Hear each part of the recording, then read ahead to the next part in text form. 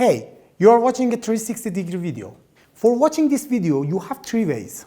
Number one, using VR glasses. Number two, if you don't have any gadget and you're watching this video with your cell phone, just touch the screen with your finger and change your viewing angle. Try it now. And number three, if you're watching this video with your PC, just drag and drop the screen to change your viewing angle. سلام، شما بیننده یک ویدیو 360 درجه هستید. برای دیدن این ویدیو به صورت 360 درجه شما سه انتخاب دارید. شماره 1 استفاده از عینک‌های واقعیت مجازی یا همون VR. شماره 2 اگر از گوشی خودتون برای دیدن این ویدیو دارید استفاده می‌کنید، با لمس صفحه نمایش در جهات مختلف میتونید زاویه دید خودتون رو تغییر بدید. و شماره 3 اگر با کامپیوتر شخصی خودتون دارید این ویدیو رو مشاهده می‌کنید، کافیه که با استفاده از موس صفحه نمایش خودتون رو در هر جهتی که می‌خواید جابجا بکنید تا بتونید زاویه دید خودتون رو تغییر بدید.